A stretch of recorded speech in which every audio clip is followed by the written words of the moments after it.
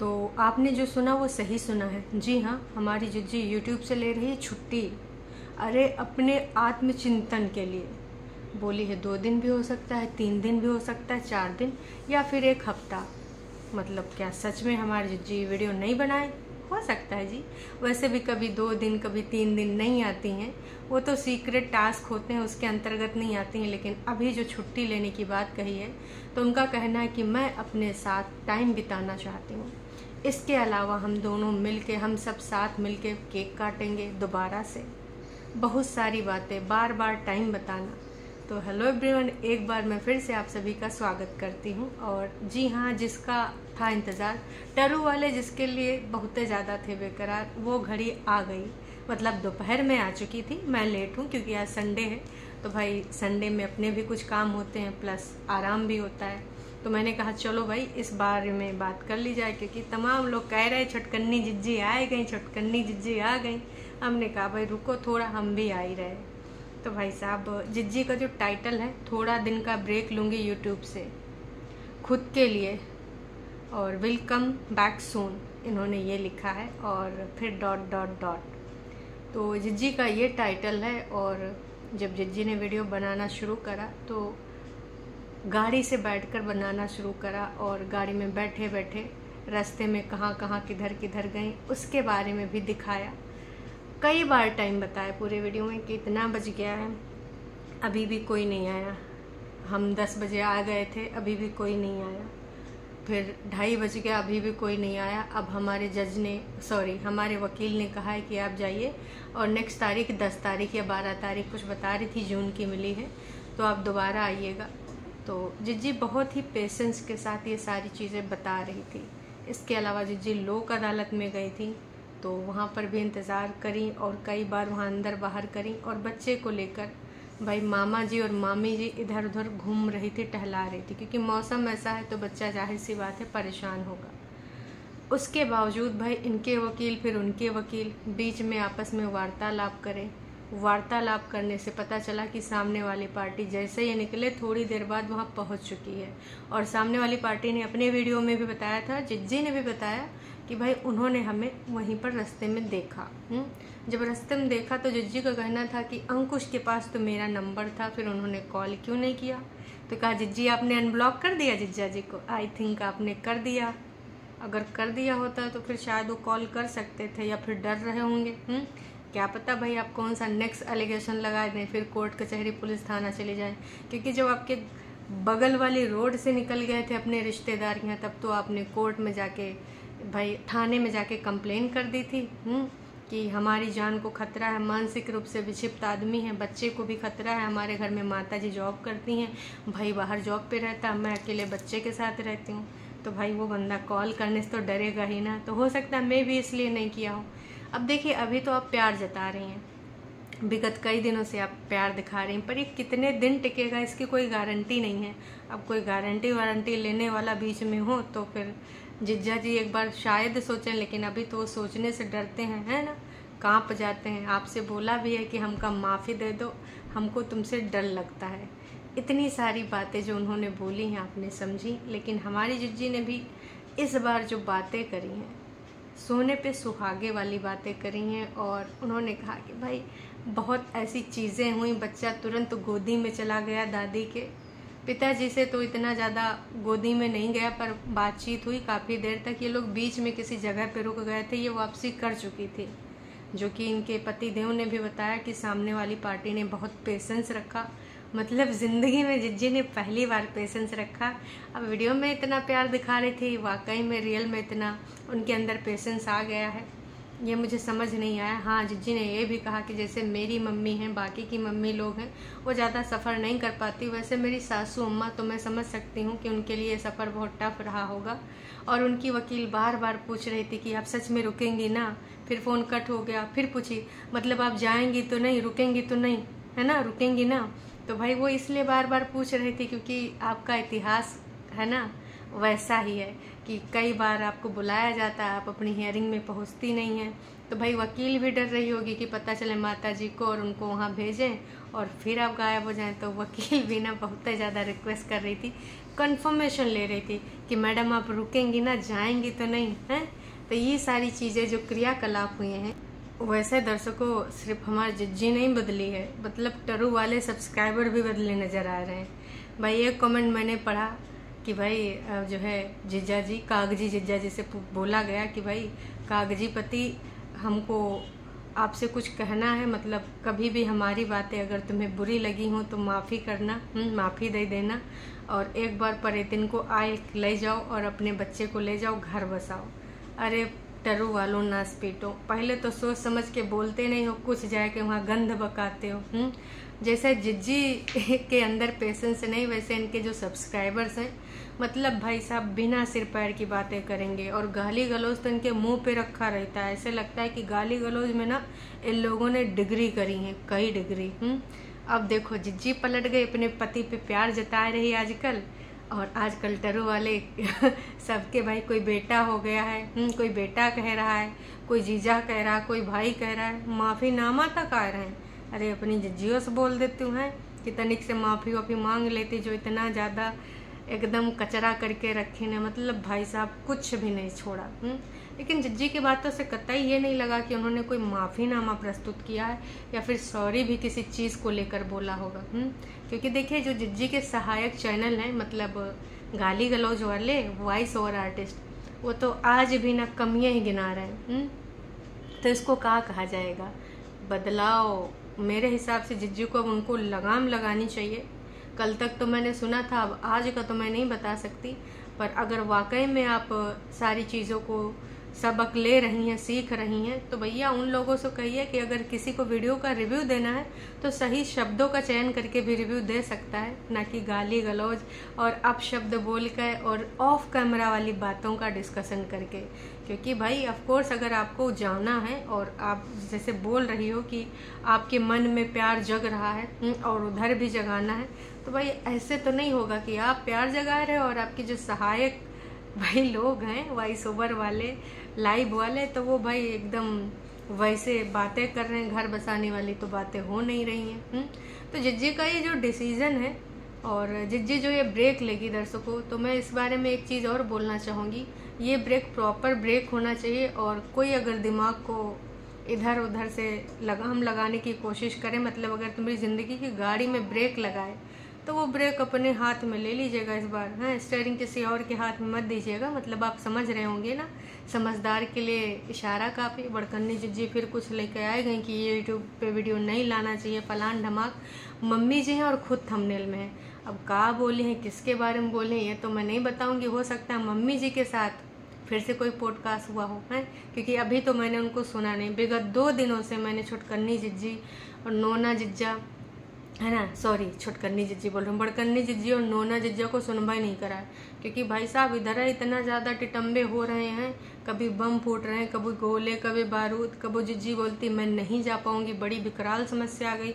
हाँ, समस्या से याद आया, जिज्जी ने इस वीडियो में भी वो समस्या नहीं बताया, बस बोली कि मैंने तो पहले ही बोल दिया था कि मुझे जाना है, लेकिन इतनी बड़ी समस्या आ गई, इतनी बड़ी प्रॉब्लम आ गई, जिसकी वजह से लग रहा था कि नहीं जा पाऊंगी।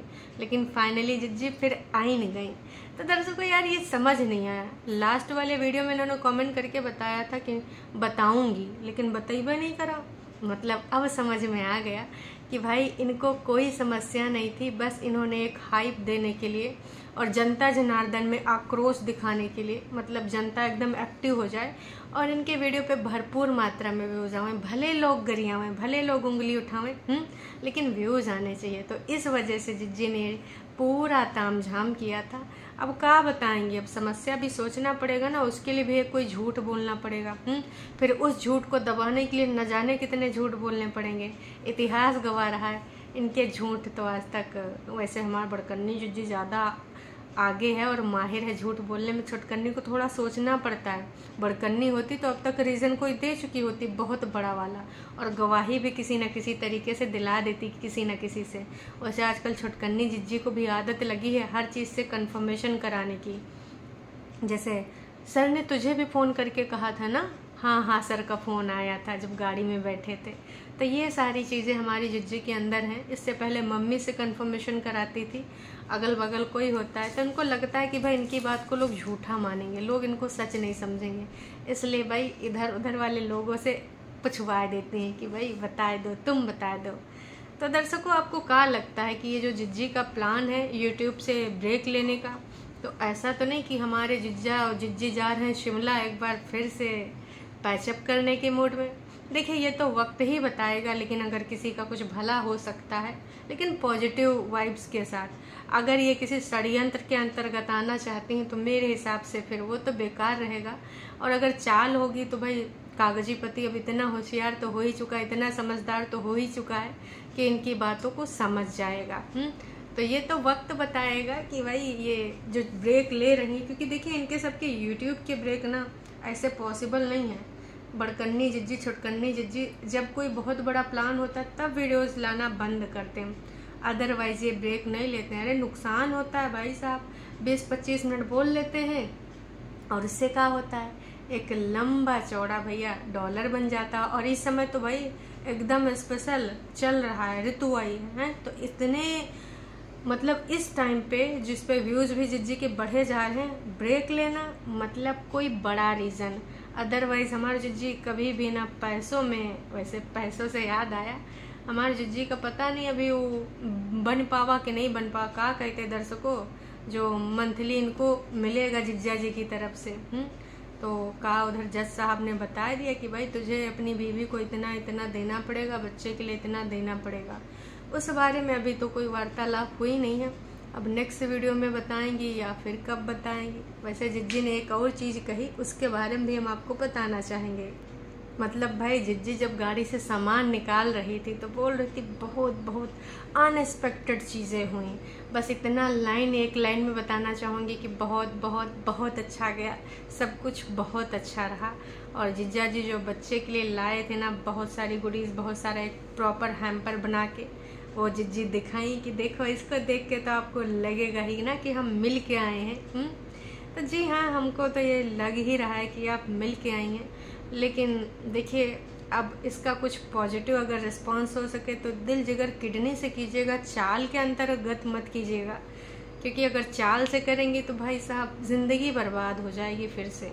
इससे अच्छा है कि अलग अलग अपन गाड़ी चलाओ, हाँ, लेकिन अगर दिल जिगर किडनी से ऐसा कुछ हो सकता है और वाकई में तुम्हारा कुछ उधर लोग माफ़ कर सकते हैं, क्योंकि अभी तक उनकी तरफ से ऐसा कोई स्टेटमेंट नहीं आया है कि हम इनको लेकर आगे बढ़ रहे हैं या फिर हम साथ में हैं या फिर हम इस बारे में सोचेंगे।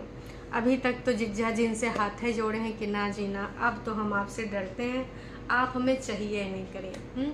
तो अब नई शुरुआत अगर करेंगे तो मैं भी भाई होने को कुछ भी हो सकता है। अगर जिज्जी माफ़ीनामा प्रस्तुत करे, अपनी गलतियों को रियलाइजेशन करे, क्योंकि बीच में एक बच्चा है और उस बच्चे के लिए तमाम लोग सोच रहे हैं, तमाम लोग बोल रहे हैं। अब ये लोग उस बारे में क्या सोचते हैं, क्या नहीं सोचते हैं। बग्गे ने भी अच्छा रिस्पांस दिया, बग्गे ने भी क्या बात करी, क्या नहीं बात करी, ये तो नहीं पता, पर गलतियों का रियलाइजेशन तो भाई कुछ लोगों को इनकी आंखों में दिख रहा है। लेकिन कुछ लोग कह रहे हैं कि ना जी ना, बस करो तुम अपना नौटंकी ड्रामा, क्योंकि देखिए इतिहास ऐसा रहा है। अब इतिहास अगर ऐसा रहा है तो वो लोग भरोसा नहीं कर पाते हैं। एक दिन पे भरोसा करते हैं, दूसरे दिन फिर लगता है कि कहाँ गलत जगह भरोसा कर लिया। ऐसे लोग ना थोड़ा सा विचलित हो रहे हैं कि ये जो इनका चल रहा है ये कितने दिन चलेगा, यही सबसे बड़ी समस्या है। और हाँ, जिज्जी ने एक चीज़ और बोला था कि अब हम ना कल या परसों में केक काटने वाले हैं, मतलब हम सब मिलके फिर से केक काटेंगे बच्चे का बर्थडे का। तो मैं भी आज वो ऐसा अवसर आया हो, अगर ऐसा हुआ होगा तो हो सकता है हमें वीडियो देखने को मिल जाए।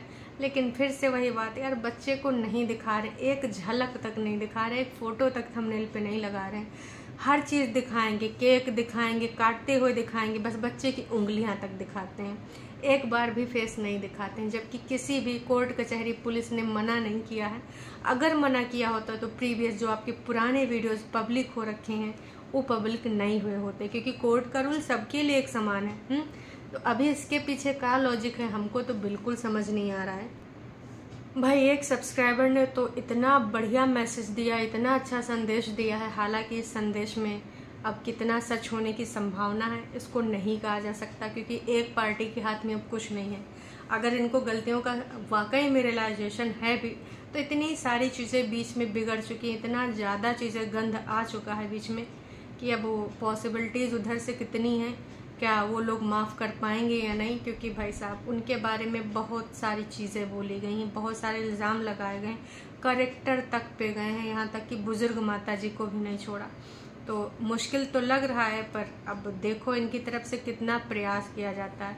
लेकिन ये कमेंट मुझे वाकई में बहुत अच्छा लगा। इनका कहना है कि बस करो तुम, अब पिछली गलतियां मत दोहराओ और एक दूसरे का साथ दो। दोनों एक दूसरे से मिलने का एक्साइटमेंट तो होता है, फिर भी कोर्ट कचहरी का चक्कर लगा रहे हो। मतलब मिलने के लिए एक्साइटेड होते हो, लेकिन फिर भी यार कोर्ट कचहरी के चक्कर लगवा रहे हो। अगर ये चाहें तो क्या डीवी का केस वापस नहीं ले सकती हैं? बिल्कुल इनके हाथ में है। अगर केस इन्होंने दायर किया तो केस वापस भी ले सकती हैं। ऐसा कोई प्रावधान नहीं कि केस का कोई रिजल्ट ही आए। बहुत सारे लोग फिर सहमति से केस वापसी कर लेते हैं।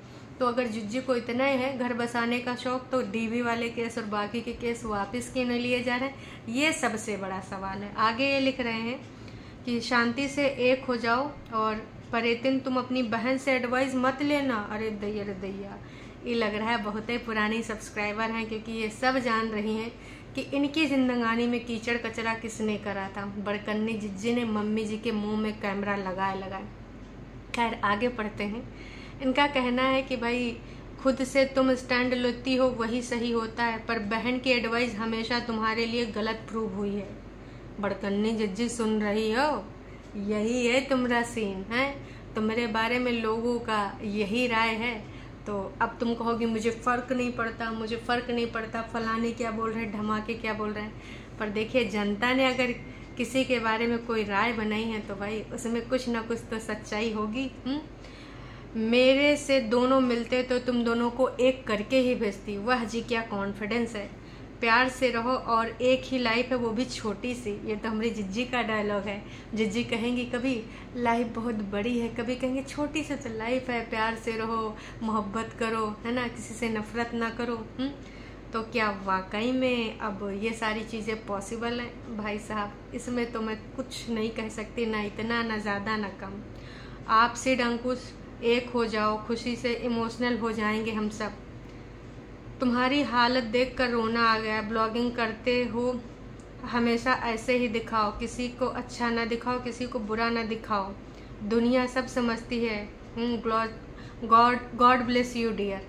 अब भाई दुनिया तो सबको सब कुछ समझती है, गॉड भी समझता है, नीली छतरी वाला भी समझता है। तो गुड डिसीजन प्रीति, तुम अपनी तरफ से 100% दे रही हो। भगवान तुम्हें सिड के साथ हमेशा खुश रखे। तमाम लोग अब इस स्टेप पे इनका साथ दे रहे हैं। याद करिए दर्शकों, कल के वीडियो में जब परसों रात में इन्होंने डाला था कि अब हम नहीं जा पाएंगे क्योंकि ज़िंदगी में एक बहुत बड़ी समस्या आ गई है और वो भी बेहद ज़रूरी है, किसी दूसरे घर की बात है, हर चीज़ हम OIT पे नहीं बता सकते। यही सब्सक्राइबर ऐसे तौल रहे थे, भर भर के चीज़ें लिख रहे थे कि तुम ऐसी हो, तुम वैसी हो।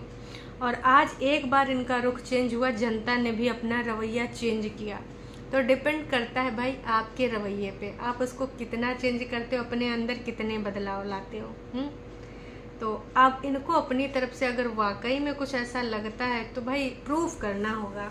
अब ऐसे तो भरोसा नहीं किया जा सकता, क्योंकि जितनी बार भी भरोसा करने की कोशिश उन लोगों ने करी है भाई फिर से औंधे मुँह गिरे हैं।